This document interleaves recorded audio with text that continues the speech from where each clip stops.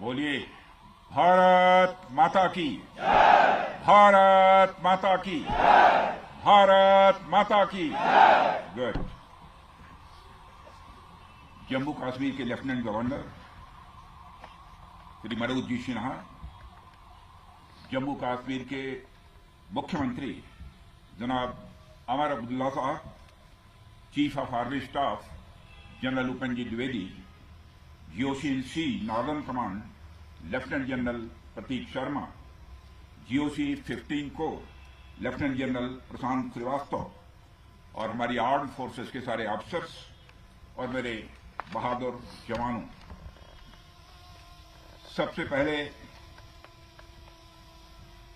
आतंकवाद और आतंकवादियों से लड़ते हुए हमारे जिन बहादुर जवानों ने अपनी शहादत दी है, उनकी शहादत को मैं नमन करता हूं, उनकी मैं स्मृति को नमन करता हूं। और साथ ही पहलगाम में जो निर्दोष नागरिक आतंकवादियों के द्वारा मारे गए हैं, उनकी भी स्मृति को मैं नमन करता हूं। मैं हमारे घायल सैनिकों के साहस को भी नमन करता हूं और ईश्वर से यह प्रार्थना करता हूं कि वह जल्द से जल्द स्वस्थ हो जाएं। मेरे दोस्तों, इन विषम परिस्थिति में आप सबके बीच आज आकर मैं स्वयं को बहुत ही गौरवान्वित महसूस कर रहा हूं। हमारे प्रधानमंत्री माननीय नरेंद्र मोदी जी के कुशल नेतृत्व और मार्गदर्शन में ऑपरेशन सिंदूर के दौरान आपने जो कुछ भी किया है, उस पर पूरे देश को गर्व की अनुभूति हो रही है। मैं अभी भले ही आपका रक्षा मंत्री हूं, लेकिन उससे पहले तो मैं भारत का एक नागरिक हूं। रक्षा मंत्री के साथ साथ मैं आज भारत के नागरिक के रूप में भी आप सबके प्रति आभार व्यक्त करने के लिए यहां मौजूद हूं। पहलगाम हमले के बाद हमारे जम्मू कश्मीर की जनता ने पूरी एकजुटता के साथ और पाकिस्तान और साथ ही साथ आतंकवादियों के प्रति जिस प्रकार से अपने गुस्से का इजहार किया है, मैं जम्मू कश्मीर की जनता का भी अभिनंदन करता हूं। मेरे साथियों, आपकी उस ऊर्जा को महसूस करने आया हूं जिसने दुश्मनों को नष्ट नाबूद कर दिया है। आपने जिस तरीके से सीमा के उस पार पाकिस्तान की चौकियों और बंकरों को आपने ध्वस्त किया, दुश्मन मैं समझता हूं उसे कभी भूल नहीं सकता। आपने देखा होगा कि आमतौर पर लोग जोश में होश खो देते हैं, लेकिन आपने जोश भी रखा, होश भी रखा और सूझबूझ के साथ दुश्मनों के ठिकानों को आपने बर्बाद किया है। आज मैं यहां रक्षा मंत्री के साथ साथ एक मैसेंजर के रूप में भी आप सबके सामने मौजूद हूं। पूरे देश की शुभकामनाएं, उनकी प्रार्थनाएं और उनकी कृतज्ञता को लेकर आप सबके बीच यहां मैं मौजूद हूं। एक तरह से आप समझिए कि मैं एक डाकिया बनकर आपके बीच आया हूं और देशवासियों का संदेश लाया हूं। संदेश यह है कि हमें हमारी सेनाओं पर गर्व है। साथियों, ऑपरेशन सिंदूर सिर्फ एक ऑपरेशन का नाम भर नहीं है, बल्कि यह एक हमारी प्रतिबद्धता है, यह हमारा एक कमिटमेंट है। एक ऐसी प्रतिबद्धता जिसमें भारत ने दिखा दिया कि हम सिर्फ डिफेंस नहीं करते हैं, जब वक्त आता है तो हम कठोर निर्णय भी लेते हैं और कठोर कार्रवाई भी करते हैं।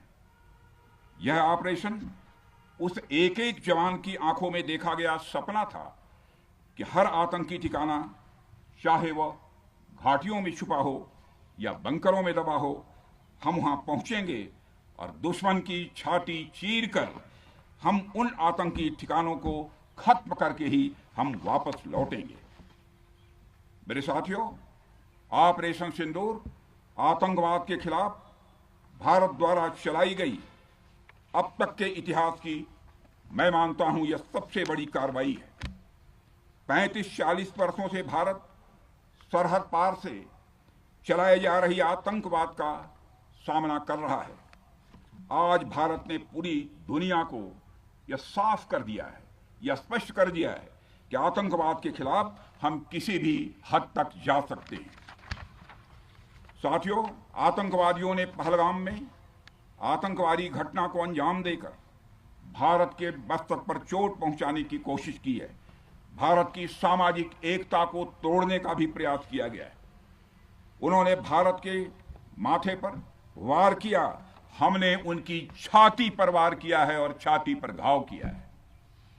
पाकिस्तान के जख्मों का इलाज इसी बात में है कि वह भारत विरोधी और आतंकवादी संगठनों को पनाह देना बंद करे और अपनी जमीन का इस्तेमाल भारत के खिलाफ किसी भी सूरत में न होने दे। साथियों, आपको याद होगा कि लगभग 21 साल पहले स्वर्गीय अटल बिहारी वाजपेयी जी के सामने इसी पाकिस्तान ने इस्लामाबाद में डिक्लेरेशन किया था कि अब उनकी धरती से आतंकवाद एक्सपोर्ट नहीं किया जाएगा। मगर पाकिस्तान ने भारत को धोखा दिया है, पाकिस्तान ने भारत को छला है और आज भी वह धोखा दे रहा है। इसका खामियाजा अब उसको भारी कीमत करके भुगतना पड़ा है और यह कीमत, यदि आतंकवादी वारदातें चलती रही तो लगातार यह बढ़ने ही वाली है। हमारे प्रधानमंत्री श्री नरेंद्र मोदी जी ने दो टूक शब्दों में आतंकवाद के खिलाफ भारत की नीति को रीडिफाइन कर दिया है, इसे परिभाषित कर दिया है, जो यह कहती है कि हिंदुस्तान की सरजमी पर किया गया कोई भी आतंकी हमला एक एक्ट ऑफ वार माना जाएगा। दोनों देशों में जो अंडरस्टैंडिंग बनी है फिलहाल वह इसी बात को लेकर है कि सरहद पार से कोई बेजा हरकत अब नहीं की जाएगी। अगर की गई तो बात निकलेगी तो बहुत दूर तक जाएगी। साथ ही हमारे प्रधानमंत्री ने यह भी साफ कर दिया है, आतंक और बातचीत कदापि एक साथ नहीं चलेंगे और अगर बात होगी तो आतंकवाद पर होगी और पाक ऑक्युपाइड कश्मीर पर ही होगी। साथियों, ऑपरेशन सिंदूर की कामयाबी ने पाकिस्तान में छिपे आतंकी संगठनों और उनके आकाओं को भी यह साफ बता दिया है कि वे कहीं भी अपने आप को महफूज और सुरक्षित न समझें। अब वे हमारे बहादुर भारतीय सेनाओं के निशाने पर हैं। दुनिया जानती है हमारी सेनाओं का निशाना अचूक है और वो जब वो निशाना लगाते हैं तो गिनती करने का काम वह दुश्मनों पर छोड़ देते हैं। साथियों, आज आतंकवाद के खिलाफ भारत की प्रतिज्ञा कितनी कठोर है इसका पता इसी बात से चलता है कि हमने उनके न्यूक्लियर ब्लैकमेल की भी परवाह नहीं की है। पूरी दुनिया ने देखा है कि कैसे गैर जिम्मेदाराना तरीके से पाकिस्तान द्वारा भारत को अनेक बार एटमी धमकियां दी गई हैं। आज श्रीनगर की धरती से मैं पूरी दुनिया के सामने यह सवाल उठाना चाहता हूं कि क्या ऐसे गैर जिम्मेदार और रोग नेशन के हाथों में परमाणु हथियार सुरक्षित हैं? मैं दुनिया के सामने यह सवाल खड़ा करना चाहता हूं। मैं मानता हूं कि पाकिस्तान के एटमी हथियारों को IAEA international atomic energy agency की निगरानी में लिया जाना चाहिए। मैं ये कहना चाहूंगा और साफ तौर पर कहना चाहूंगा। साथियों, हमारी सेनाओं हमारी सीमाओं पर अपनी मातृभूमि की रक्षा के लिए जिस तरह से आप सभी बिना रुके बिना थके दिन रात लगे रहते हैं वह अपने आप में अद्भुत है और अद्वितीय भी है। आपकी यही बातें हम सब भारतीयों के लिए मार्गदर्शक का कार्य करती हैं। यही कारण है कि मैं हमेशा आपसे मिलने के लिए उत्साहित रहता हूं ताकि आपके अंदर की ऊर्जा से हम सब भी कुछ प्रेरणा ले सकें। साथियों, आतंकियों ने पहलगाम में धर्म पूछकर हमारे निर्दोष लोगों को मारा। उसके बाद आपने जो जवाब दिया उसे पूरी दुनिया ने देखा है।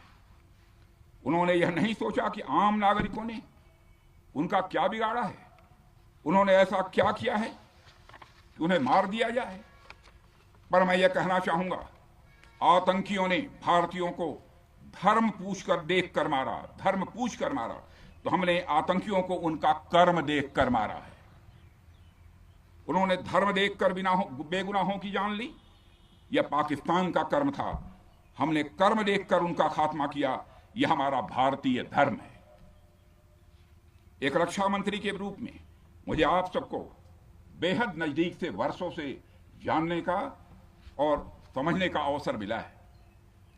मैं आपके साहस और पराक्रम को तो जानता ही हूं, साथ ही साथ पहलगाम जैसी घटना के प्रति आपके गुस्से को भी मैं अच्छी तरह जानता हूं।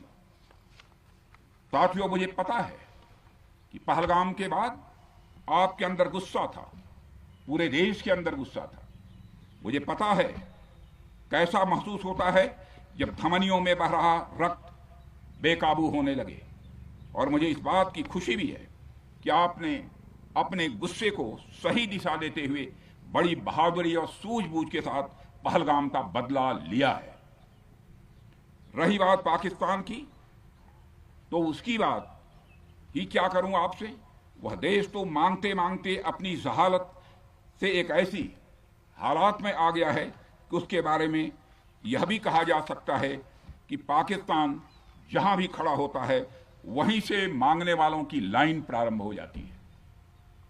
अभी आपने सुना ही होगा कैसे वह फिर एक बार इंटरनेशनल मॉनेटरी फंड IMF के पास कर्ज मांगने गया। वहीं दूसरी तरफ हमारा देश है कि हम आज उन देशों की श्रेणी में आते हैं जो IMF को फंड देते हैं ताकि IMF गरीब देशों को कर्ज दे सके। ऐसी स्थिति में हमारा यह भारत है। रामचरितमानस में स्वामी तुलसीदास जी ने लिखा है, जहां सुमतितः संपत्ति नाना, जहां कुमतितः विपत्ति निदाना। यानी जहां सुमति होती है, अच्छी नीतियां होती हैं, वहां सुख और समृद्धि होती है, और जहां कुमति होती है, बुरी मति होती है, केवल दूसरों के हित की भावना होती है, वहां तरह तरह की विपत्तियां स्वाभाविक रूप से आती ही हैं। पाकिस्तान जिसका जीता जागता यह उदाहरण है। साथियों, भारत के बारे में पूरी दुनिया यह बात जानती है कि हमने हमेशा शांति को प्राथमिकता दी है। हम आमतौर पर युद्ध के समर्थक कभी नहीं रहे, लेकिन स्थितियां जब इतनी विकट हो जाएं, जब देश की संप्रभुता पर आक्रमण होने लगे, तो जवाब देना यह आवश्यक हो जाता है। राष्ट्र कवि रामधारी सिंह दिनकर जी की पंक्तियां आपके सामने रखना चाहूंगा। रुग्ण होना चाहता कोई नहीं, रुग्ण होना चाहता कोई नहीं, रोग लेकिन आ गया जब पास हो तिक्त औषधि, कड़वी औषधि। तिक्त औषधि के सिवा उपचार क्या, शमित होगा वह नहीं मिष्ठान्न से। यानी कोई बीमारी अगर लग जाए तो वह मिठाई से दूर नहीं होती है, उसके लिए कड़वी दवा ही काम करती है। इसलिए आतंकवाद जैसे रोग के लिए भी ऑपरेशन सिंदूर जैसी दवा की बड़ी जरूरत हो गई थी। साथियों, पूरे देश में हमारी सेनाओं को और हमारे सैनिकों को एक सम्मान की दृष्टि से देखा जाता है। एक सशक्त राष्ट्र वही होता है जो अपनी सेनाओं को सम्मान के साथ साथ आधुनिक हथियार और साजो सामान भी दे जिसकी उसे जरूरत है। मुझे गर्व है कि आज प्रधानमंत्री जी के नेतृत्व में सरकार हमारी सेनाओं के लिए यह सब सारा काम कर रही है। हमने यह सुनिश्चित किया है कि हमारी सेनाएं हर परिस्थिति के लिए तैयार रहें। और मैं यहां पर army chief general Upendra Dwivedi ji को भी बधाई देना चाहता हूं, क्योंकि बार बार मेरी चर्चा होती रही है और बार बार मैं यह पूछता हूं कि जो भी आवश्यकताएं हैं उन आवश्यकताओं को पूरा करने के लिए हम पूरी तरह से तैयार हैं। और इसलिए इसके लिए हम वर्ल्ड क्लास बेहतरीन गुणवत्ता वाले साजो सामान अपनी सेनाओं को देने की कोशिश कर रहे हैं।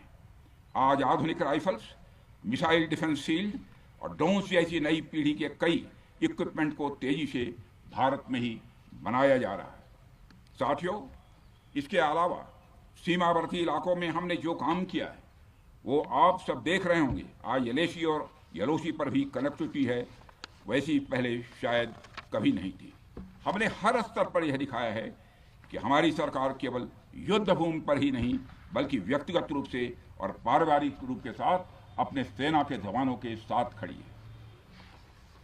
साथियों, अंत में एक बार फिर आप सभी को आपके शौर्य और पराक्रम के लिए हृदय से हार्दिक बधाई देता हूं।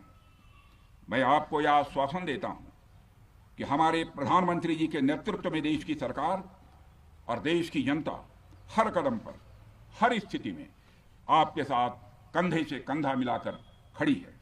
मुझे पूरा विश्वास है कि आपके सहयोग से हम इस पूरे क्षेत्र में आतंकवाद का समूल नाश करेंगे, ताकि कल को कोई भारत की संप्रभुता के खिलाफ आंख उठाने की हिमाकत न कर सके। इसी आशा और विश्वास के साथ आप सबके शौर्य और पराक्रम की सराहना करते हुए और आप सभी को अपनी हार्दिक शुभकामनाएं देते हुए अपना निवेदन समाप्त करता हूं।